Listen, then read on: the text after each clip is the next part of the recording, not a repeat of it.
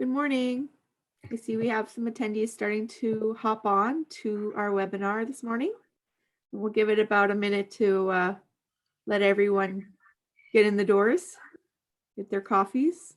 Get your coffee and Bailey's if you're on your game today.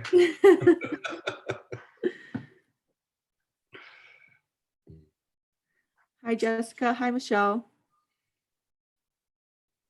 There is a chat bar on the side or down below. You can type in, if you would like, you can type in your industry that you're in, so Dan knows where you're coming from, what your background is. So somehow, so when he's presenting his material today, he can maybe relate it back to that as well. We have Bob, Jessica, Michelle, Nicole, and Richard in the chat. So we're going to start pretty quick then. Feel free again to use the chat and type in any questions throughout the presentation here. I'll give an introduction to myself. I'm Amanda McDonald. I'm an Economic Development Officer with the City of St. Albert. And we are hosting a webinar today with Dan Holman. Happy to have Dan here. Some of you may have already seen presentations by Dan in the past. He is CEO, Director of Retail Planning and Canadian Retail Solutions, and the founder of The Wealthy Retailer, boutique consulting firm, guiding independent retailers to growth, improve profitability, and more cash. He spent 30 years in retail and service industries, specializing in marketing and business development, inventory planning, operations, and customer-driven sales management. Award-winning business coach and proven understanding of what it takes to be a successful entrepreneur. Without further ado, Wow. I'll throw it back over to Dan. And again, if you have questions throughout, you're currently muted, but I know that you can raise your hand. Maybe you can. We prefer to leave those live questions till the end. But if you have questions throughout, please type them in the chat, and Dan will answer them as we go. So thanks, Dan. Awesome. Welcome, everyone. Good morning.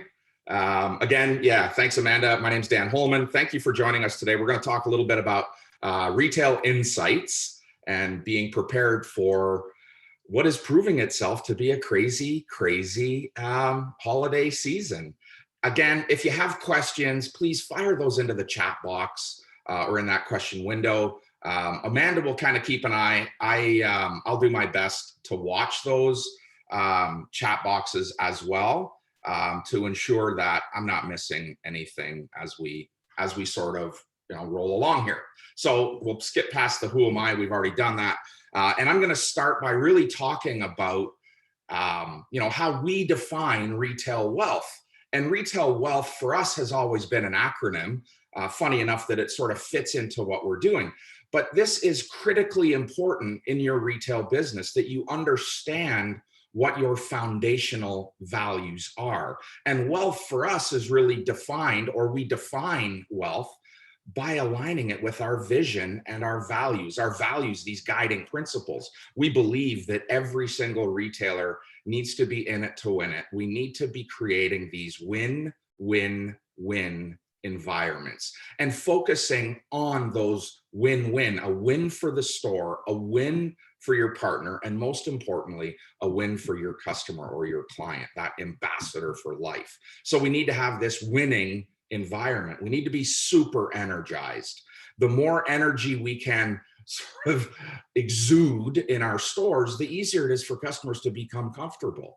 You know how you feel when you walk into this dead silent museum versus a vibrant, noise-filled, laughter-filled retail environment. It lifts your spirit up. Your store needs to be energized, admired. For me, I learned a long time ago that being admired was an absolute critical key in the success path for retail. We need to be admired, most importantly, yes, by our customers, but also by our peers, by our coworkers, by our staff, by our competition. Admired, something that people aspire to be included in.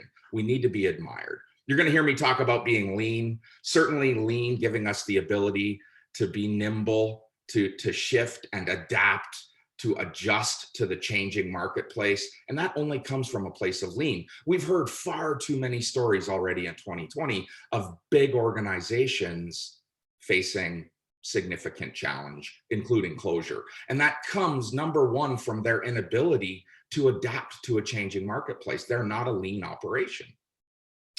Tenacity or tenacious, we treat setbacks like anomalies. We get up, we continuously charge towards our vision without hesitation. And of course, then for us, the last thing in defining wealth is about happiness and being happy in that place that we are today. Sean Aker, The Happiness Advantage, jot that down. Sean Aker, The Happiness Advantage, teaches us that happiness is a key ingredient to success, not a byproduct of it. We were taught long ago, the harder we work, the better we will be, the more we will succeed, and then we'll be happy. And it's just not true. We have to find that happy place today. And you have to look at each and every one of your coworkers, your teammates, your colleagues, and ask yourself, are they happy? And if they're not, you need to find out why. Happiness will dictate the outcome in your store. So moving on, the 5 rules of retail. I've created 5 simple little rules for holiday. Retail success, number 1, retail success comes from turning your vision into her reality. I use her to define the customer today. And it is no secret, women rule the world. Women make the majority of the buying decisions at retail. And so everything we do it for her. And so you need to have this path, this belief in the vision, the path to your vision and passion, the why you started this business in the beginning. If you want to be successful today, you have to fall back on the why you started this business. If you can't answer that question, it's time to do some soul searching. It's time to do some meditation to get back to that place. Why did I start this business? And follow that path to vision. Allow passion to drive that vision.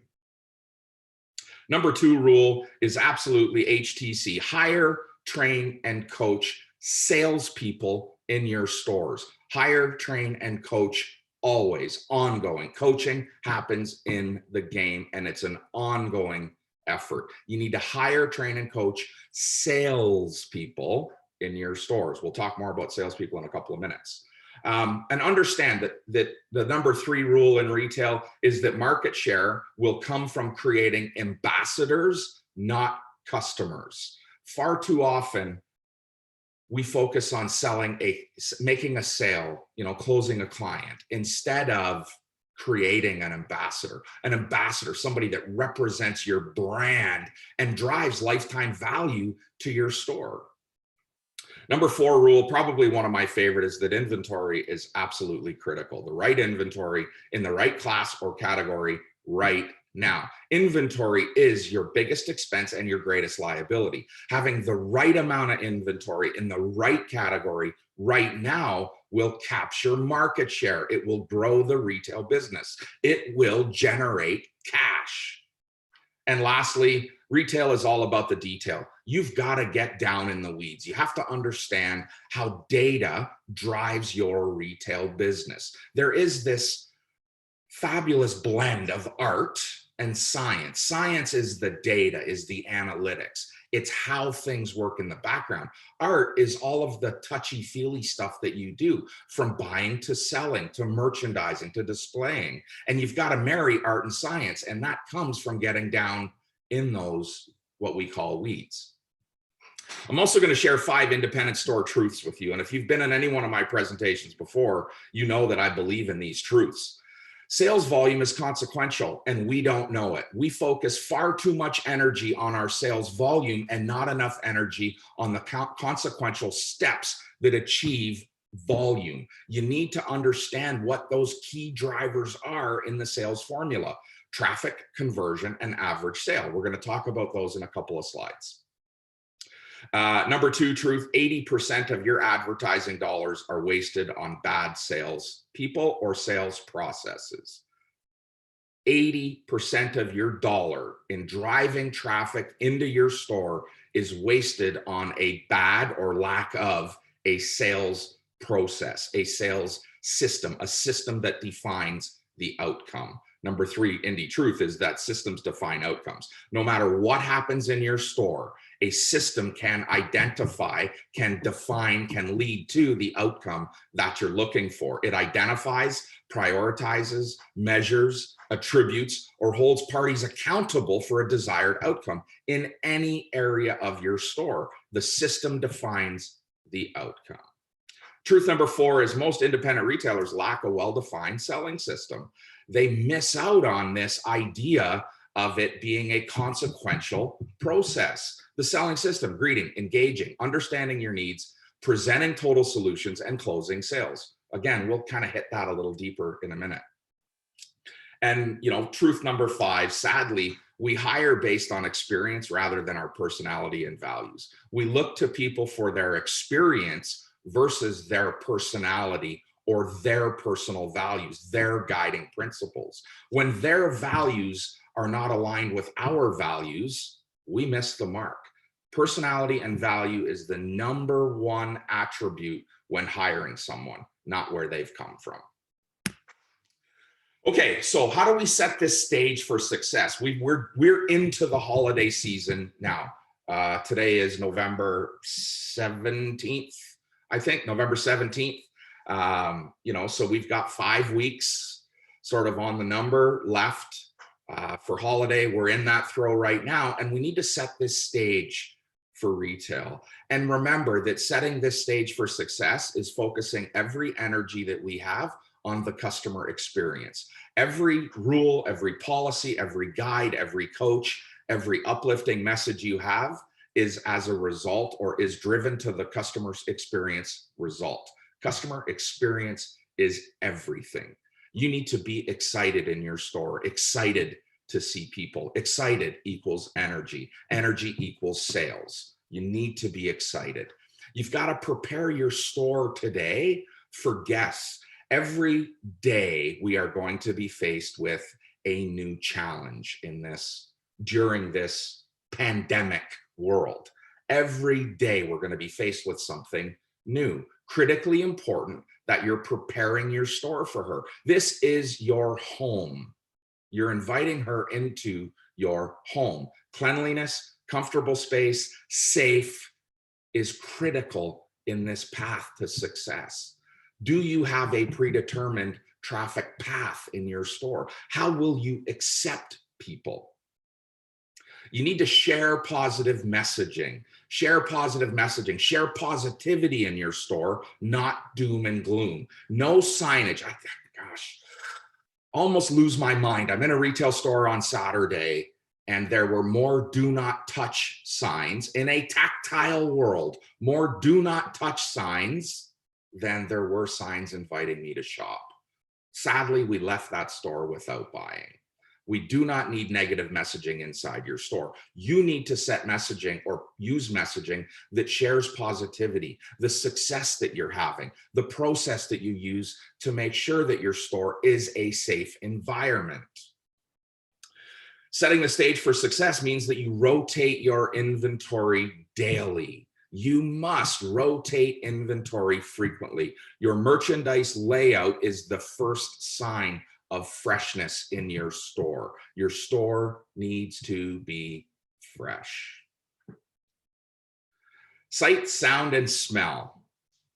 Sight, sound, and smell. Walk in your store, eyes closed, stand in the entryway, open your eyes, see what she sees, hear what she hears, smell what she smells in your store. Sight, sound, and smell are how we make people comfortable. Keying off on those sensory experiences allow us to deliver some level of comfort for her. Make it smell like home. Make sure that it's clean. Make sure she's hearing the right thing.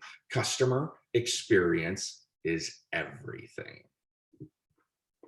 So let's talk about team. How do we prepare our team? We hire, train based on fulfilling your vision. Your vision is led by your foundational values. Ask yourself right now, what's my vision for holiday? What's my vision? You don't have to quantify it. You don't have to use sales method. Think about her experience in your store. What's your vision? What do you want to accomplish in this next 5-week period? What are your values? Ask yourself, what are my values? What's guiding me to deliver on that vision? We prepare our team by being a good parent. Good parents have a small handful set of rules, and they repeat themselves often. They repeat themselves over and over and over and over again. Repetition, repetition. Say the same thing every day. And not ask yourself, how many more times do I have to say this? Just know that being a good parent means that I repeat myself often and say it over and over and over again. You've got to be a great coach, a great coach, a great coach. Coaching is in the game. It happens on the sales floor. Being a coach, having the ability to inspire, encourage, and in fact, incentivize your team happens on the floor, not behind a glass wall. You need to be the inspiration in your store. You need to find a way to inspire your team, to create competitive incentive for them to fulfill your vision. Inspire, encourage, and incentivize. Reward your team for the things they do right. Do not chastise them for the things they do wrong. Build off of a positive message, not a negative one. And inspection. Inspect what you expect. Don't create rules, policies, or processes that you don't or are unable to hold your team accountable to. Inspect what you're expecting. If we're not living up to your vision, speak up. The best teams in every business will tell you their success comes from accountability. Who owns what? So let's talk a little bit about holiday marketing. Holiday marketing, number one, we must be social. We have to be social. The top 3 strategies for social media success today, proven success today: outfit and style showcases. If you're apparel, if you're sporting goods, if you're home and garden, if you're a furniture store, this is all about a total solution. Showcase the style, show it as they live it. Number 2 success in social media today is live launches. Live launches that include some presentation, some release of something new in your store. Remember that freshness drives sales. And then number 3 is exclusive offers, offers that are for your audience only. It's not about putting an ad in the paper for 60,000 people to see. It's about targeting your audience and giving them some level of exclusivity. They need to feel important. Number 2 for holiday marketing is multiple channels, multiple times every day. Be everywhere. Use analytics, Google, Shopify, BigCommerce. Use the analytics to measure your referral sources and apply pressure where you get the best results, not where you're getting the worst results. Again, you've got to focus on the positive, not the negative. Look at the analytics. And if Facebook is your number one driving source, your number one source for traffic, either virtually, that digital store, web store, market website, or in your front door, apply more pressure on Facebook. Don't ask yourself, why doesn't this work on Instagram? Today's not the day for that exam. Today, it's about replicating what is working. Remember that lifestyle sells. This is not about the product. We continuously, erroneously, show images of single products. It is not product. We do not want to be Amazon. We want to sell based on how our product feels, the way that it changes us, our home, our environment, lifestyle. Showcase that product in use, and you will have some success. Number 4, gift giving is not about discounts. Gift giving is not about discounts. You don't need discounts to drive sales. Be creative in your stores. Bundle complementary items together. Remember, promotion is very different than discount. Screaming from the mountaintop is one thing. Screaming discount from the mountaintop puts you in the same category as the big A. And that's not a place that we want to compete today. We have the ability to change our customer's life with our product and the way we use it, the way we present it.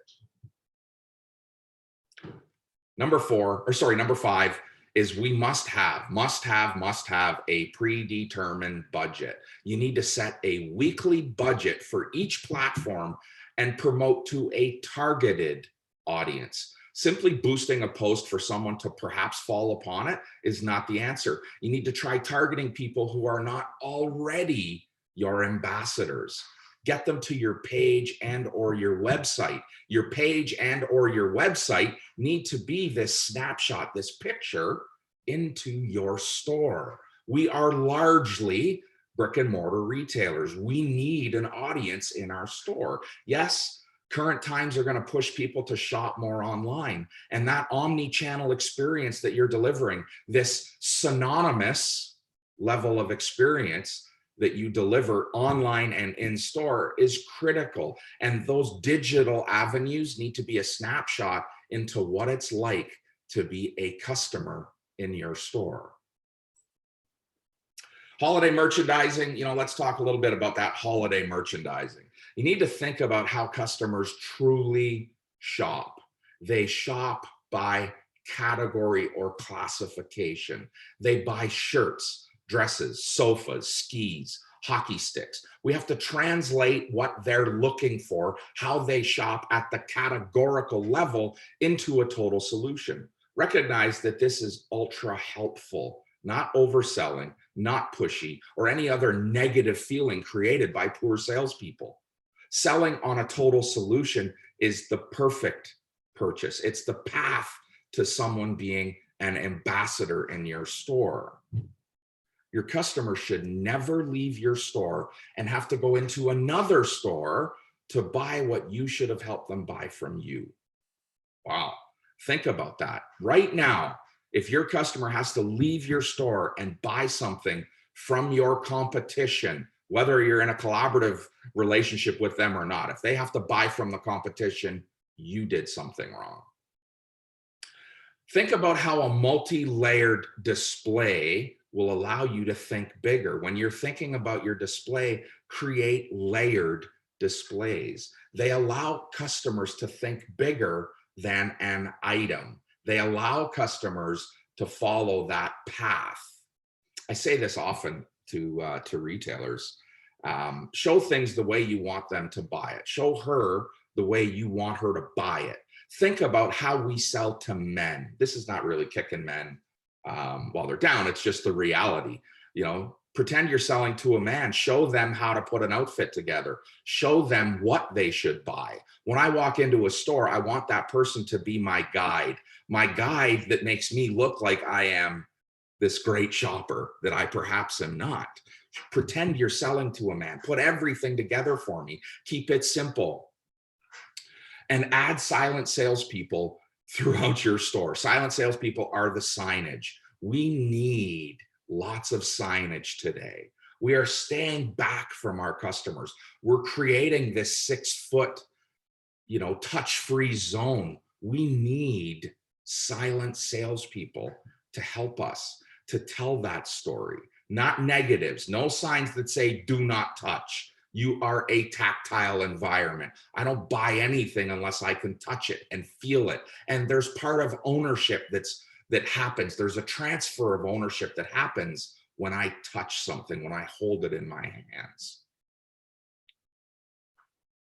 Don't forget, we've heard this from, I think we're up to 107 retail affiliates that we work with or that we work alongside. And we've heard this, 2020 is the year of self-gifting. She deserves a little bit of self-love, a little bit of retail therapy. She has some attrition. She has missed out on shopping throughout the year. This year will be a lot about self-gifting. Think about your home and gift stores. We're spending money to enhance our lifestyle, to enhance our homes, to enhance our experience at home. This is all about that gift-giving, self-gifting experience. Okay, so now we've gone through the steps of marketing and merchandising, and now we're going to get to, the selling system. the selling system, the system that defines the outcome. The outcome for us is a customer for life, not a sale. The system is a customer for life, not just a sale. You must have an equal and specified level of service. The same service, no matter who serves me or how I present myself. Think about McDonald's, the same food, the same service, the same time. It's a specified level. Now, I'm not suggesting we should be McDonald's or fast food. I'm suggesting that our ability to replicate our system over and over and over again pulls people closer to us, not pushes them away. We need her to be an ambassador. And I tell everybody this, I'll tell you this. Practice on the FedEx guy, practice on the Canada Post person, practice on the UPS person. Stop discounting them walking in your store. Treat them like the ambassadors they should be. Think about how many retail stores that FedEx driver gets to go into every single day, or Pure Later driver or mail person. How many times they go into a retail store. Shouldn't they be an ambassador for your store? Know and practice these 5 steps to a successful sale. Know these 5 steps. Greeting, how you greet someone when they walk in. It should be predefined. This is how we greet. Maybe perhaps not what we say, but how we say what we say. Everyone deserves a personal greeting, not a from the behind counter, head down, buried in my phone, hello, but in fact, an eye contact driven welcome, hello. We need to engage our audience. So we go from greeting to engaging the audience, understanding what they're doing. We start to engage people in conversation. That allows them to see us as a person, not a salesperson. Talk to them about real life, not about your store. You know, one of my favorite stores ever, I was in on the weekend, and they told me about them, didn't ask me about me. Because it was my favorite store, I discounted it. I let it slide. But they immediately told me what was happening in the store. They told me about a promotion that really was not why I was there. So remember that this is all about the engagement of her, what she's doing, what's important to her, not what's important to you. You need to understand her needs. So we move from greeting to engaging to understanding her needs. Exactly what is it she's looking for? Is she shopping for herself or someone else?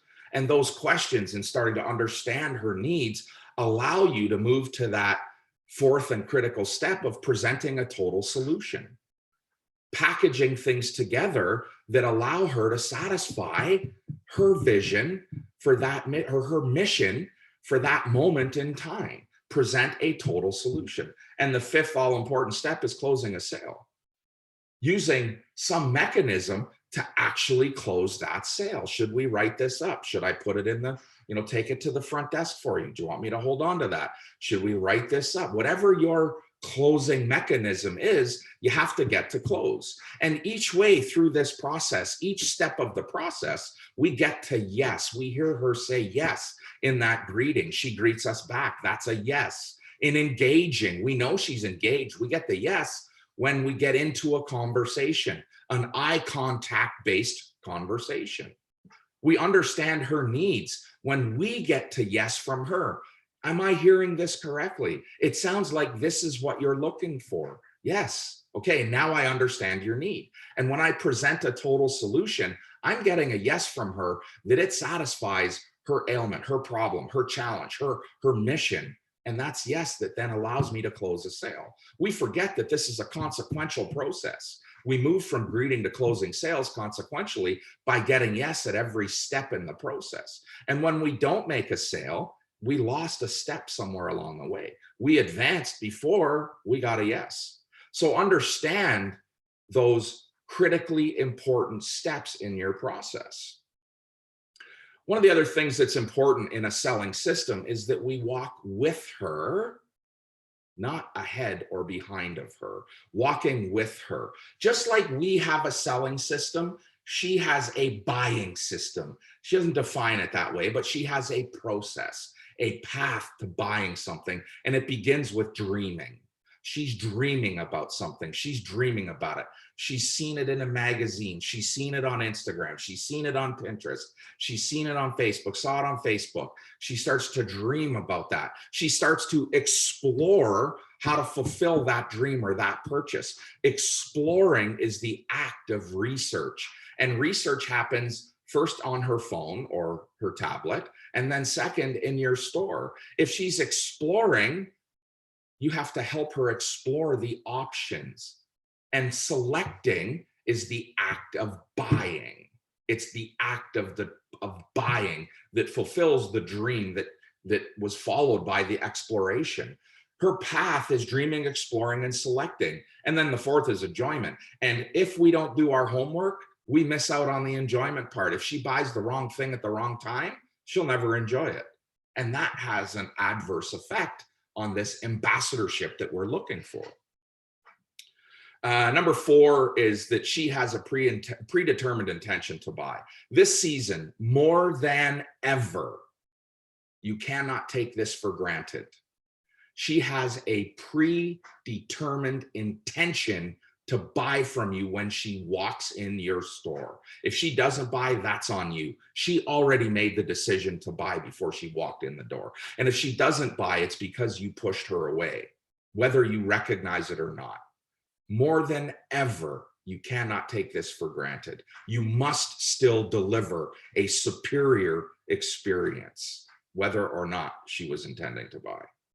And then, of course, for me, this is all about creating ambassadors, not customers. I want an ambassador. I want an ambassador, a human representation of my brand. You know, the brand ambassador's purpose is to develop and maintain this positive image, company image, store image that effectively and energetically drives people back to my store. Your ambassador is your number one source of traffic in a standalone environment. In the mall, it's not about the ambassador. On Main Street or on Perron Street in St. Albert, it's about your ambassadors. That's how we get customers in your store. Number 5 is about maximizing on that volume, understanding that the key drivers in your sales volume, number 1 is traffic. Traffic is defined as an opportunity to generate a sale, virtual, digital, or in person and in person. The traffic sources for most retail operations begin with marketing, you know, your signage, your drive-by, referrals, marketing, signage, and referrals. Marketing, how you get out there, signage, the people that drive by your store and see your sign, and referrals. The latter has the greatest impact on your business and should be the largest portion of your opportunity bucket. Are you even asking your customer for a referral? Traffic is the number 1 factor in sales volume. Number 2 is conversion. And conversion or customer engagement should be defined as how well you engage with that opportunity, with that client in your store. Do they see you as a person or a salesperson? The number 3 factor, only number 3 factor in driving sales volume is average sale or dollars per transaction. Your average sale is driven by how well you listen and respond to her needs by thinking outside or thinking out the desired outcome versus the item asked for. Thinking about the desired outcome. This is not achieved by add-ons. Average sale doesn't grow by add-ons, but rather by demonstrating complementary or compulsory must-have supplements to the product, something that enhances her total solution.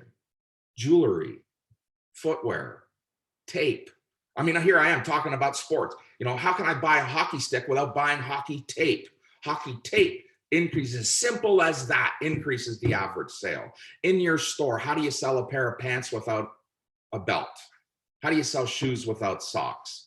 How do you sell a blouse without an underpinning? You know, how do you sell outerwear without a hat and gloves? Think about complementary items, products that enhance that total solution. Think about yourself and what you did before you left. If you got the opportunity to leave your house today, if you left your house, what did you do? What was the last thing you did before you left the bathroom? Not turn the light out. You looked at yourself in the mirror. The last thing we do before we leave the house is make sure we're put together. And that is a total solution. You've got to think about that in your store.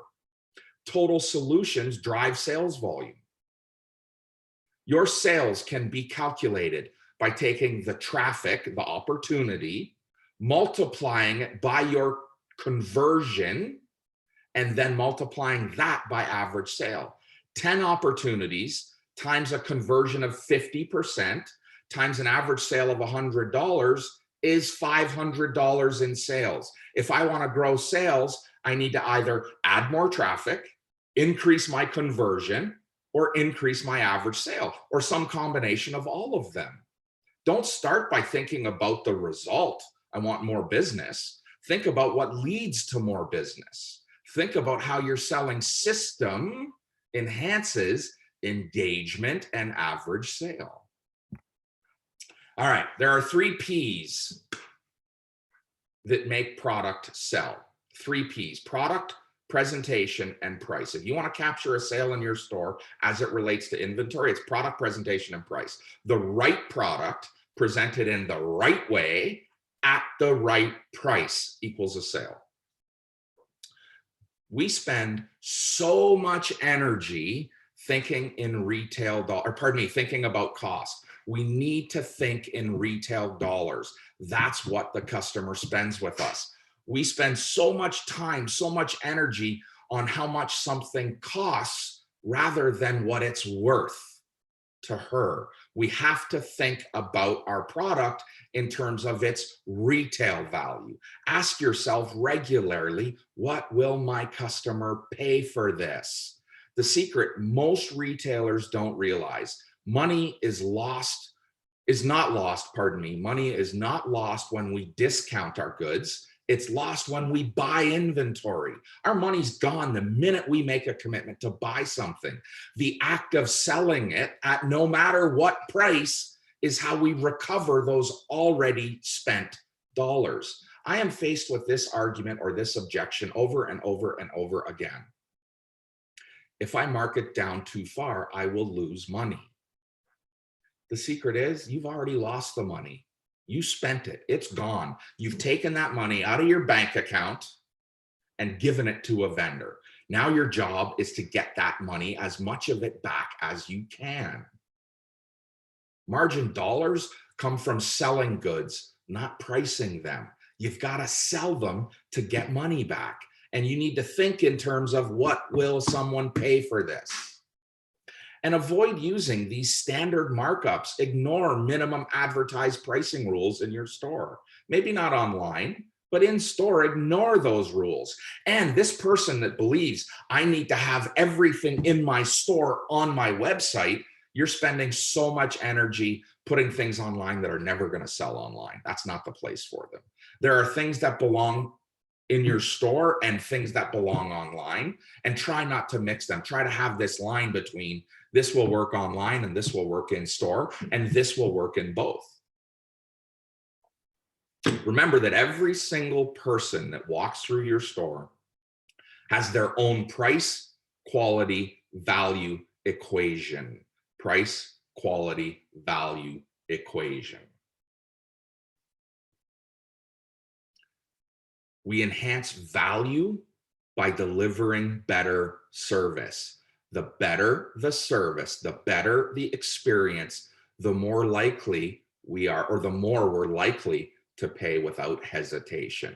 I don't want to hear this BS about people shopping on their phone in my store. They're in your store to buy. If they're price checking you, it's because they're not getting the value that they expect.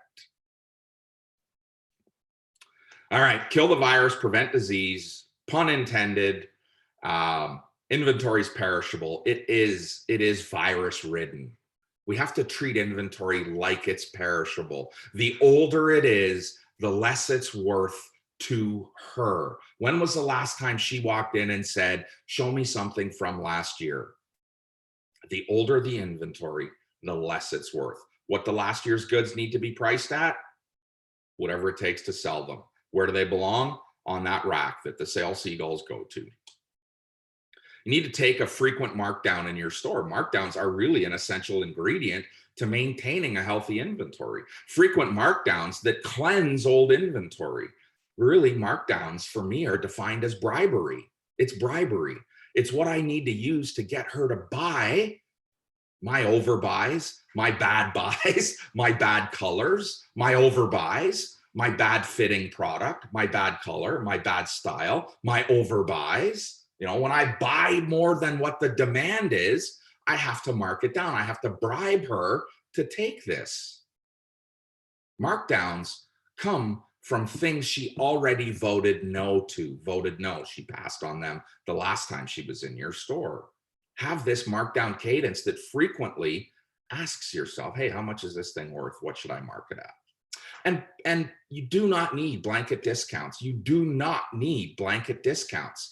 Blanket discounts move your best product, not your oldest or worst. When someone says, hey, 50% off store wide, the best product in your store will sell, not the product that you really needed to get rid of. And if discounting is your mechanism to drive cash, we're already broken.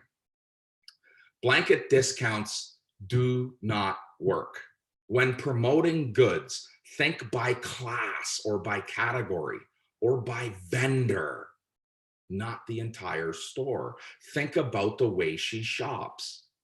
Mark down the oldest, the worst inventory, the biggest. And I use this ABC mechanism in my life. It's ABC, inventory. Every single week gets a grade. ABC, A. It's a top performer. It's going to sell at full price in season.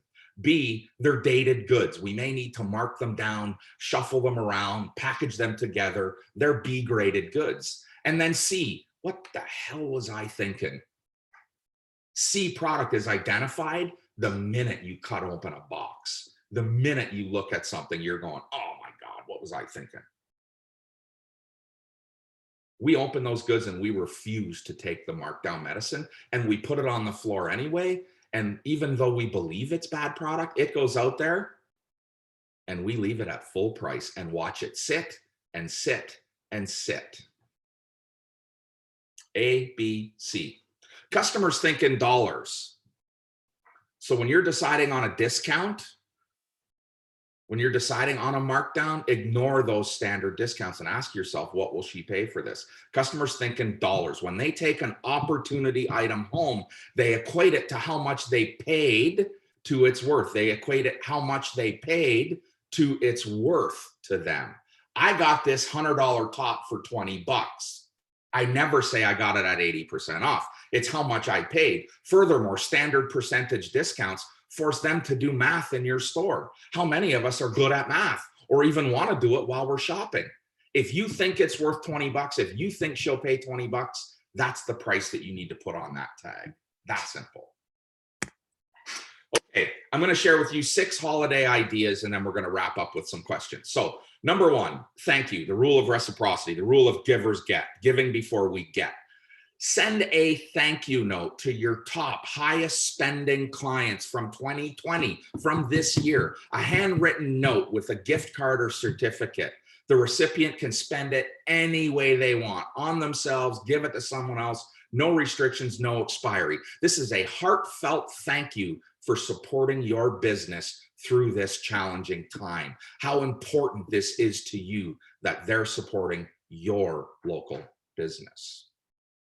Gift certificate amounts, sort of as a tip or as a guide, should be tied to your or their average sale, how much they spend. Make it 50% of that average sale value. If someone typically spends $100 in your store, give them a gift card for 50 bucks and watch how they come and spend that money.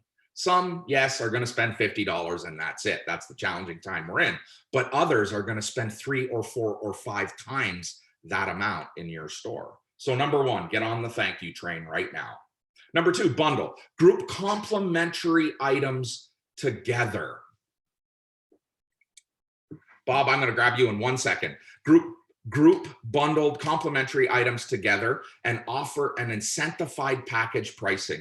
Apparel stores can group layered pieces together, add accessories to clothing, think total solutions, i.e. outfits. Home and goods stores or home and gift stores can group colors, tabletop accessories, candles with bath and body, serving dishes with utensils, bar items with glasses, etc., etc. Bundle things together. Number 3 is the wish list. Create a wish list with her. With her. This can be done in store or on your website. Connect with, send that list to him with an offer to package items, to wrap them, to put them together in a holiday gift box. Get her to curate the list of her things that she would love to have. Number 4, product launches. Launch new items socially, digitally, and in store every day or every week. Create a reason to buy these items or collections, a limited time price, it's brand new, some reason that people need to buy it right now. Number 5, events. Create small, intimate, VIP shopping events for your top spenders. Promote this with a phone call, number 1. Number 2, a postcard or a handwritten note. Or 3, a targeted email. Pair it with food and beverage in collaboration with a local provider and watch what happens. A small, intimate setting. And then number 6, collaborations. Create a gift certificate exchange with other non-competitive local merchants. Offer them as a reward or a gift with purchase, keeping dollars in your community where they are most important. I saw an example of this in Stony Plain, where a local retailer had partnered with Friesen Brothers, and spending in her store got a gift certificate or a chance to win a gift certificate, at Friesen, that they got together and said, hey, let's figure something out together. There are a ton more of these ideas available. I'm going to say, to get a copy of this presentation and the notes, send an email to dan@thewealthyretailer.com. You can certainly call me at the number on the screen. You can follow us on all of our social media platforms. You can catch our podcast on your favorite podcast platform. Just search out The Wealthy Retailer. I'll share these ideas and this presentation with those notes along the way. So we had a couple of questions or chats. Bob, you're so welcome. Appreciate you joining us. If anyone has questions, fire them away. Do not be shy. Now's the time. We've got about 11 or 12 minutes left and would love to be able to answer some questions for you. If you're shy and you don't want to speak up, type them in or jump on screen and let's chat. Thank you, Dan, for the presentation. I think I'll kick off the question Amanda, asking you're on while mute. other people are typing. Why would a product work better to... Hello? This is the most common mistake in 2020, is talking while on mute in all of these great presentations. Am I still on mute? Oh. Well, hopefully I'm not on mute or have been on mute. No.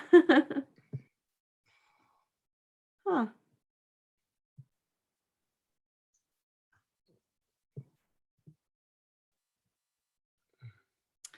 Well, I'll write in the chat. All right. Well. Oh.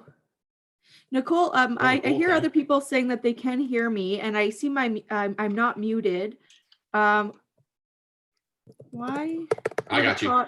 Oh, you can hear me now? Yeah. Okay, great. Why would a product work better to sell in store than it would online? What are some of those reasons? The touch. It is about that being a tactile item. So an item that really needs to be touch and felt. Think about in a home goods store, selling a blanket, selling an Afghan, selling a wrap. It's how it feels that sells it, and that's hard to get across online.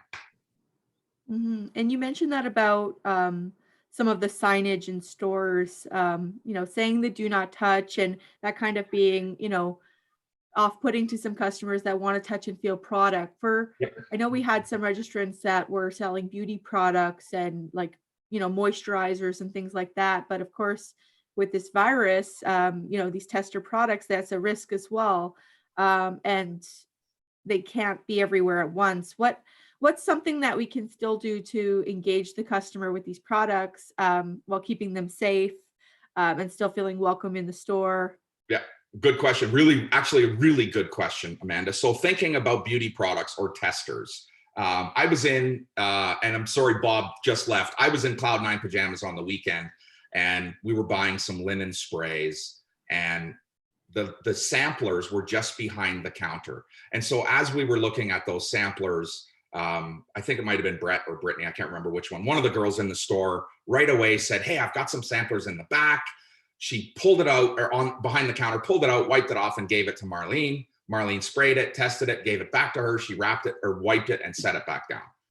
So that is about us being a guide in our store versus the free for all. Yeah, more active sales or Yeah. silent sales people kind of And monitoring. yeah, and being engaged.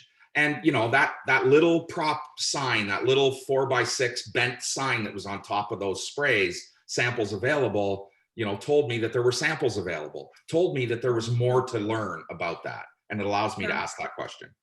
I like that, the samples available. Ideas. So I also had a question about ideas for incentivizing your Incentifying. Yeah, yeah, yeah, yeah. yeah, your team. So you had mentioned that with the sales. So how, especially frontline workers, and yes, with these retail businesses, these are, this is their baby, this is their, dream and vision. How to incentivize your salespeople to sell. It is about pay for performance, and we need to steer more and more towards pay for performance.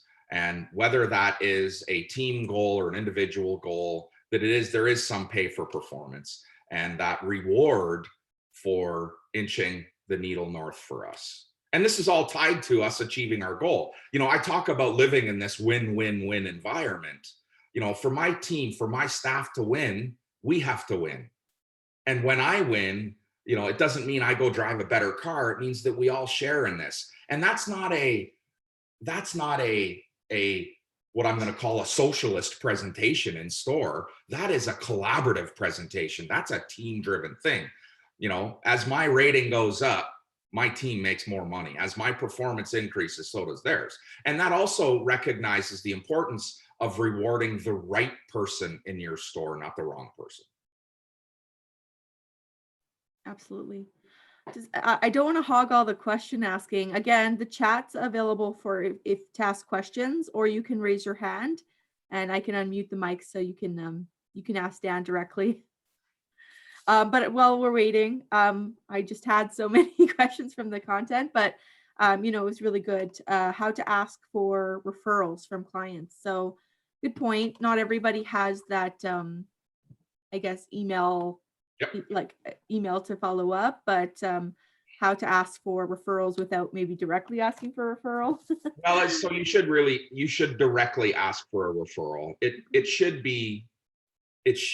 not be a secret how much this means to me for you to shop in my store. You need to know what that means to me, and for you to share this experience with your friends. And there are a few little things that we can do. I have my ambassador program. I give a gift. Here's a $10 gift card for my store. Give this to your best girlfriend. When she comes in, I'll give you $10 on account as well. So I'm actually buying that referral, but it's only going to be based on a great experience. And I share this message frequently. When was the last time you asked your friend for a referral to a restaurant and then didn't listen? All right. Oh my gosh, you got to go to Flame in St. Albert. Best place to grab lunch ever. Best place you got to go to Flame. You got to check out Flame. Well, I'm going to go check it out. And it was a client, it was a friend that said to me, "Oh my gosh, have you been to this place?" I'm like, "No." "Oh, you got to go." Well, I got in the car and I went. But that came from the referral, from that person being an ambassador now for that restaurant. The same thing happens in store. When someone says, "Oh my gosh, have you seen that ... Have you been on, do you follow?" I mean, here's a great one. Do you follow Elle's Closet? Do you follow Michelle at Elle's Closet? No. What's the first thing I do?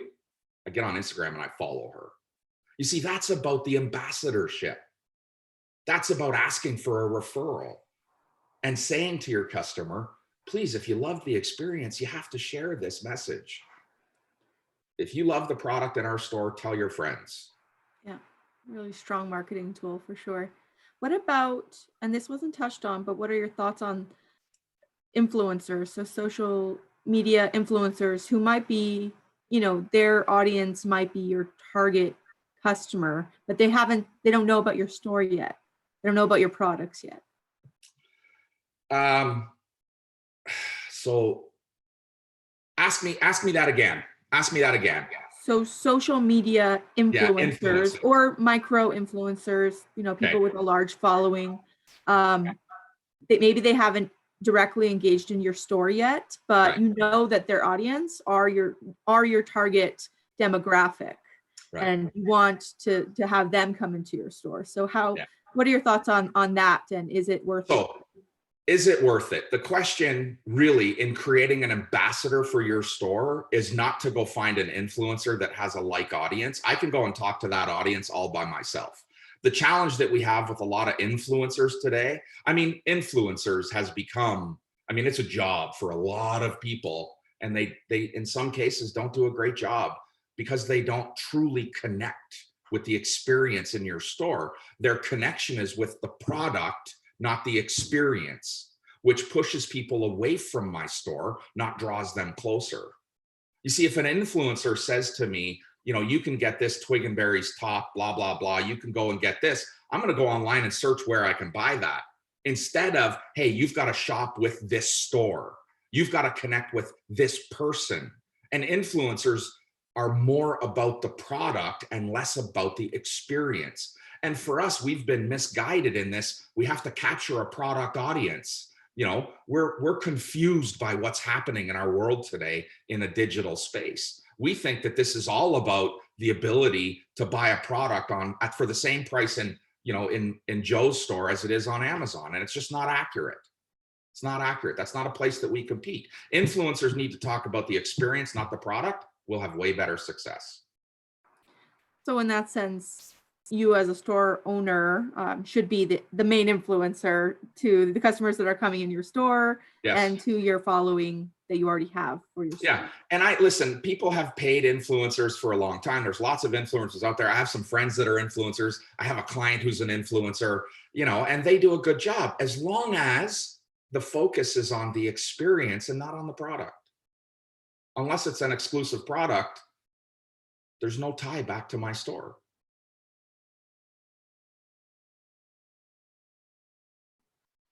Well, I got a lot from the presentation. I don't see any other questions in the chat.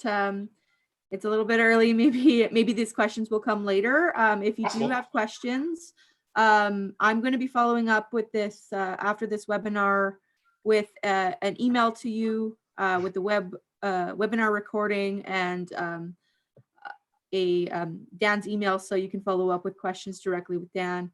And just some contact information in there for myself. So if you have any questions, you can follow up that way. So happy that you could join us, Dan. Thank you for the presentation. I hope everyone has a great rest of the day and a very happy holiday 2020 season. So I hope it's very successful for everyone. Yeah, right on. Happy retailing, everyone. Thank you for joining us today. Take care.